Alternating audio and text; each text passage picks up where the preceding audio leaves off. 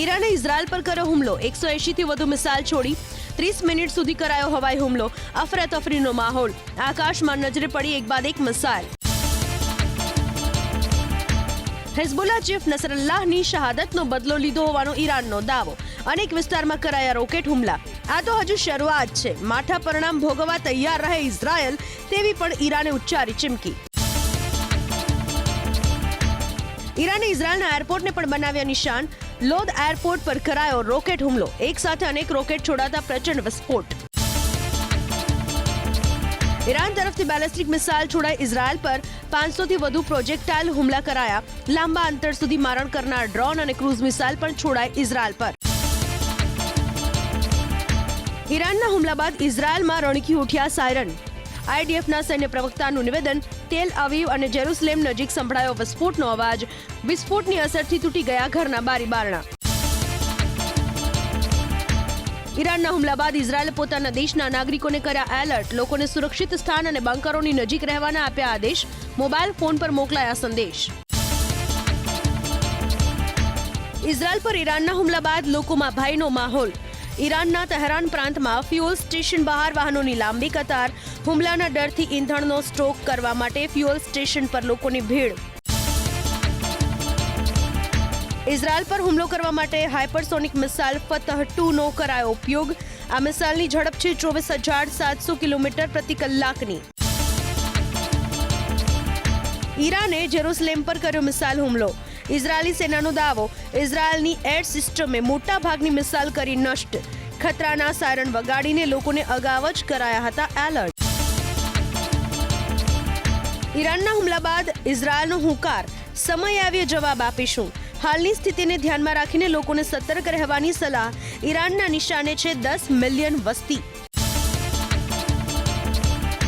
ઈરાનના મિસાઇલ હુમલા બાદ જોર્ડનના આકાશમાં નજરે પડ્યા અનેક ડઝન રોકેટ.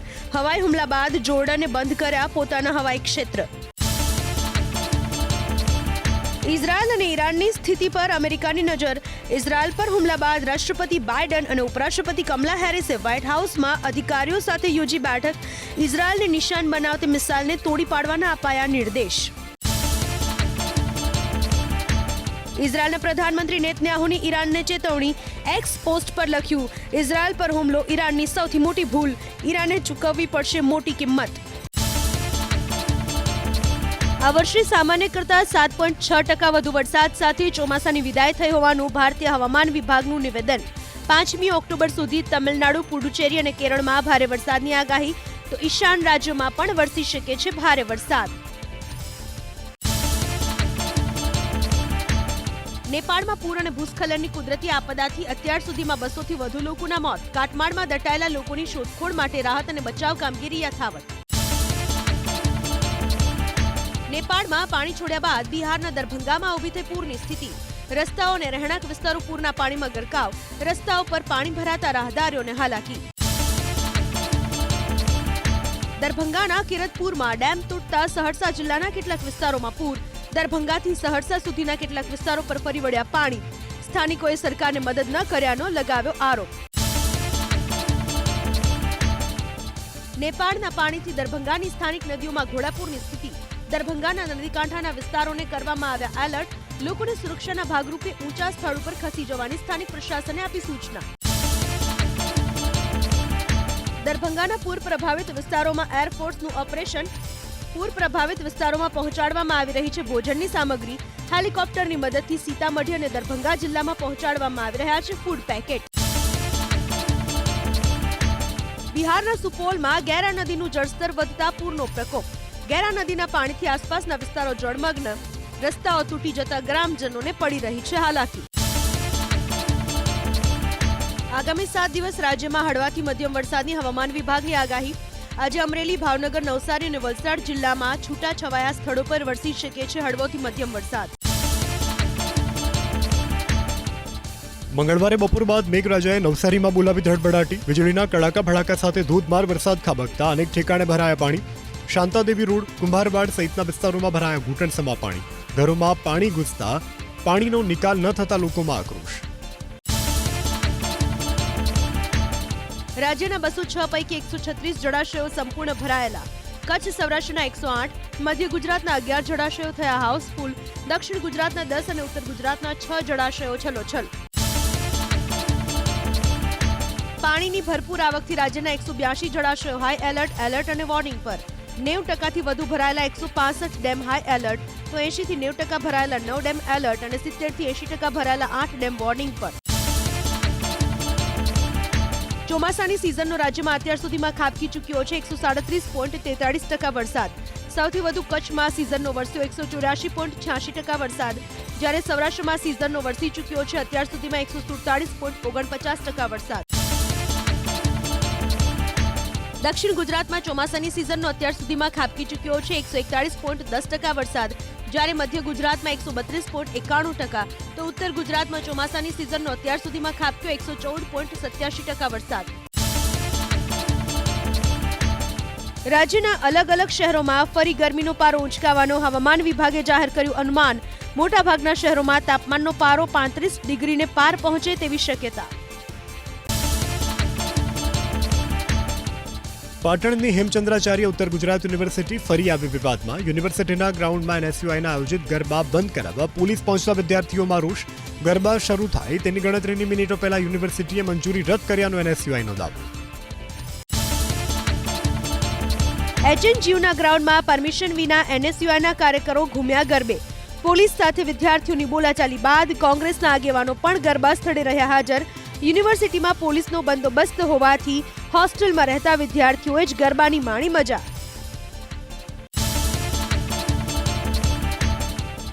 સોમનાથમાં પ્રતિબંધિત ડિમોલેશનવાળી જગ્યા પાસેથી 6 શખ્સની ધરપકડ. 60 દિવસ સુધી ડિમોલેશનવાળી જગ્યા ઉપર પ્રવેશબંધીનું જિલ્લા કલેક્ટરનું છે જાહેરનામું. એસઓજી પોલીસે જાહેરનામાનું ઉલ્લંઘન કરનાર 6 શખ્સો વિરુદ્ધ શરૂ કરી કાર્યવાહી. અમદાવાદના ચાણક્યપુરીમાં આતંક મચાવનાર 5 આરોપીના 7 ઓક્ટોબર સુધીના રિમાન્ડ મંજૂર. પોલીસે 14 દિવસના રિમાન્ડની કરી હતી માંગ. એક આરોપી સગીર.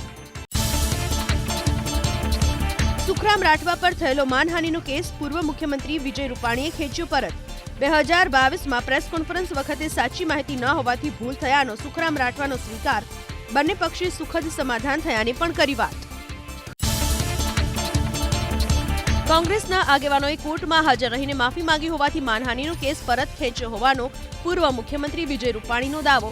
કેટલાક લોકો ભાજપમાં આવ્યા એટલે કેસ પરત ખેંચ્યો હોવાના આરોપને ફગાવ્યા.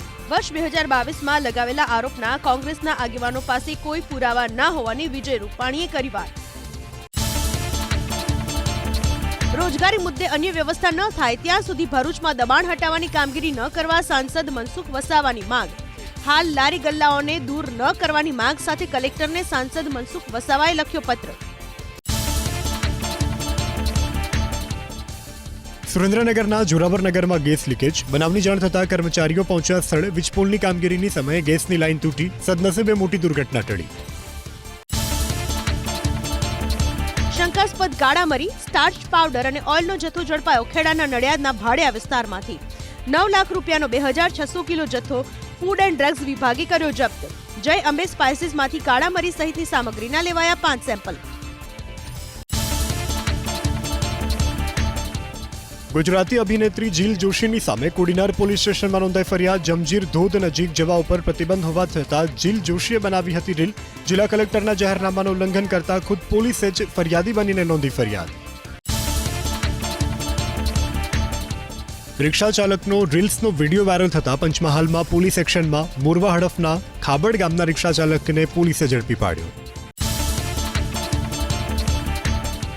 19 બાળકોને ફૂડ પોઈઝનિંગની અસર. અમરેલીના સાવરકુંડલામાં. મોટા જીંજુડા ગામની શિવકુમારી વિદ્યાલયમાં ભોજન બાદ 19 વિદ્યાર્થીઓની લથડી તબિયત. પ્રાથમિક આરોગ્ય કેન્દ્રમાં તમામ બાળકોને અપાઈ સારવાર.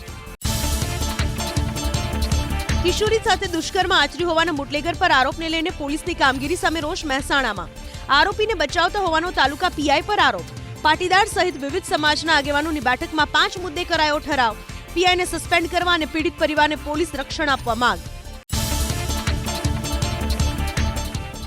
ભાવનગર એસઓજી પોલીસની મોટી કાર્યવાહી. ઘોઘા રોડ ઉપર આવેલ કૈલાશ સોસાયટીમાં રહેણાંક મકાનમાંથી નશાકારક સિરપનો જથ્થો કર્યો જપ્ત. 1,41,000ના મુદ્દામાલ સાથે એક શખ્સની કરી ધરપકડ.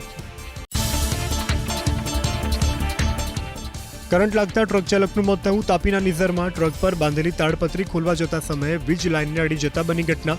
સોલાર પાવર પ્લાન્ટનો સામાન લઈ અને આવ્યો હતો ટ્રક ચાલક. પોલીસે મૃતદેહને પોસ્ટમોર્ટમ માટે ખસેડી હાથ ધરી તપાસ. નવસારીમાં રેલવે સ્ટેશનના પ્લેટફોર્મની છત પરથી પાણી પડતું હોવાનો વિડીયો વાયરલ થયો. પ્લેટફોર્મ નંબર 1ની છત પરથી વરસાદી પાણી પડતા મુસાફરોને પડી હાલાકી. રેલવે પ્રશાસનની નબળી કામગીરીની સામે ઉઠ્યા સવાલ. મહાકાય વૃક્ષ ધરાશાયી થયું સુરત શહેરમાં. અડાજણ વિસ્તારમાં તોતિંગ વૃક્ષ મોપેડ સવાર મહિલા પર પડ્યું. મહિલાને પહોંચી ઇજા, સારવાર માટે ખસેડાયા હોસ્પિટલ. ફાયર વિભાગની ટીમે વૃક્ષ હટાવવાની કામગીરી હાથ ધરીને રસ્તો ખુલ્લો કરાવ્યો. ખાડામાં મેટલ નાખવામાં આવતા વાહન ચાલકોની વધી મુશ્કેલી મહેસાણામાં. બહુચરાજીથી પાટણને જોડતા રોડ ઉપર કેટલાક વાહનોમાં ટાયર ફાટવાની બની ઘટના, તો એસટી બસનું પણ મેટલના કારણે ટાયર ફાટી જતા મુસાફરોને હાલાકી ભોગવવાનો આવ્યો વારો. વિવિધ માંગોને લઈ અને સફાઈ કામદારોનો હલ્લાબોલ. દ્વારકાના ખંભાળિયા નગરપાલિકામાં વેતન વધારો, નવા રોજમદાર સફાઈ કામદારોની ભરતી કરવા સહિત અનેક માંગણીને લઈ અને કરી રજૂઆત. પ્રશ્નોનો ઉકેલ નહીં આવે તો ઉગ્ર આંદોલનની આપી ચીમકી. સરોવરના પાણીના કારણે હાલાકી મુદ્દે આજે ખેડૂતો ગ્રામસભાનો કરશે બહિષ્કાર. અમરેલીના લીલિયાના ભેસાણમાં અનેકવાર રજૂઆત બાદ પણ યોગ્ય નિરાકરણ ન આવતા ખેડૂતોમાં રોષ. ગાગડિયા નદી પરના ગોવિંદકાકા સરોવરના કારણે રસ્તા ઉપર ભરાયા છે પાણી. અમદાવાદમાં મંગળવારે સાંજે શામલથી માણેકબાગના રસ્તા ઉપર થયો traffic jam. 1 kilometre traffic jam થતા વાહન ચાલકો પરેશાન. સ્થાનિકોએ ટ્રાફિક પૂર્વવત કરવાનો કર્યો પ્રયાસ. બનાસકાંઠા જિલ્લામાં સિંચાઈના પાણી માટે ₹1056 કરોડની યોજનાને મળી મંજૂરી. યોજનામાં નર્મદાની મુખ્ય કેનાલમાંથી પાણી ઉદ્ભવન કરીને પાઇપલાઇન મારફતે પહોંચાડવામાં આવશે પાણી. સ્થાનિકોને નર્મદાના પાણીનો લાભ ન મળતા પ્રશાસને લીધો નિર્ણય. વરસાદની પેટર્ન બદલાતા રોગચાળો વકર્યો. પાણી અને વાયરલ રોગને લઈને આરોગ્ય વિભાગ દોડતું થયું. સિઝનલ ફ્લૂના 1614 કેસ નોંધાયા. ઝાડા, ઉલટી, કોલેરા, ટાઇફોઇડના વધ્યા કેસ. સપ્ટેમ્બર 2024માં રાજ્ય કર વિભાગની આવકમાં સપ્ટેમ્બર 2023ની સામે 2135 કરોડનો વધારો. રાજ્યને જીએસટી હેઠળ સપ્ટેમ્બરમાં 5771 કરોડની આવક. સપ્ટેમ્બર મહિનામાં જીએસટી કલેક્શન 6.5% વધીને ₹1.73 લાખ કરોડ થઈ. તહેવારોના કારણે આગામી મહિનામાં જીએસટી કલેક્શન વધશે. 2023 સપ્ટેમ્બર મહિનામાં જીએસટીની આવક હતી 1.63 લાખ કરોડ અને ઓગસ્ટ 2024 મહિનામાં હતી 1.75 લાખ કરોડ. ઇજનેરી અને MBA MCAમાં સરકારી બેઠકોમાં હજુ પણ પ્રવેશ અપાશે. પ્રથમવાર ઓક્ટોબર સુધી લંબાવાય પ્રવેશ પ્રક્રિયા. ખાનગી કોલેજો 23મી ઓક્ટોબર સુધી આપી શકશે પ્રવેશ. સરકારી બેઠકો માટે થશે ઓફલાઈન રાઉન્ડ. ગુજરાત ટેકનોલોજીકલ યુનિવર્સિટીની પરીક્ષામાં ચોરી કરનારા 102 વિદ્યાર્થીઓને નાપાસથી લઈને 3 સેમેસ્ટર સુધી બાકાત રાખવાની સજા. 54 વિદ્યાર્થીઓનું આખા સેમેસ્ટરનું પરિણામ અને 22 વિદ્યાર્થીઓનું જે તે વિષયનું રદ કરાયું પરિણામ. અમદાવાદ મહાનગરપાલિકામાં નોન IAS ડેપ્યુટી કમિશનરની 3 જગ્યા માટે આવી 200થી વધુ અરજી. 2 ઇન્ચાર્જ ડેપ્યુટી મહાનગરપાલિકા કમિશનર સહિત 50થી વધુ અધિકારીઓનો સમાવેશ. 6 ઓક્ટોબરે યોજાશે પરીક્ષા.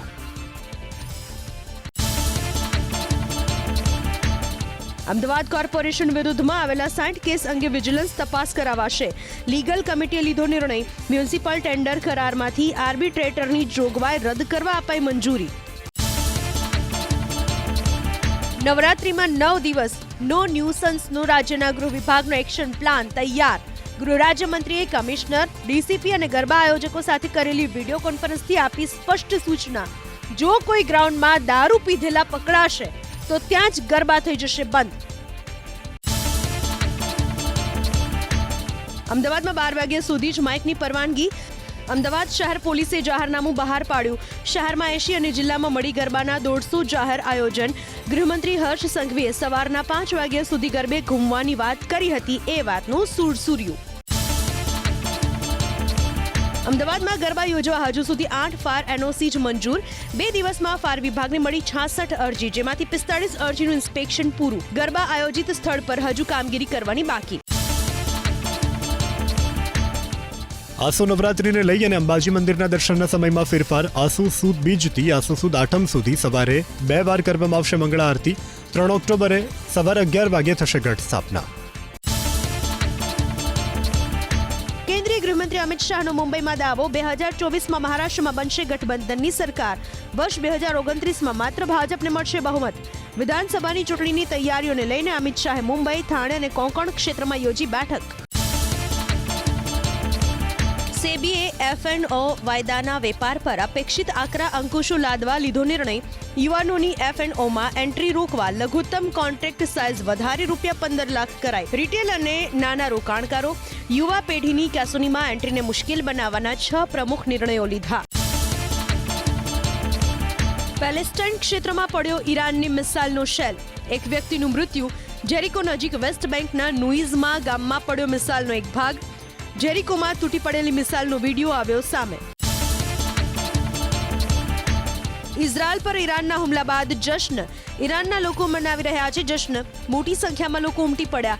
મિસાઇલ હુમલાને લઈને મનાવ્યું જશ્ન. ઇઝરાયલ પર ઈરાનના મિસાઇલ હુમલાને લઈને રામલ્લાહમાં પેલેસ્ટાઇનીઓએ મનાવ્યું જશ્ન. ગાઝા પટ્ટીના લોકોનો દાવો. ઈરાને ઇઝરાયલને આપ્યો જડબાતોડ જવાબ. ગાઝા પટ્ટીમાં પણ કરાઈ ઉજવણી.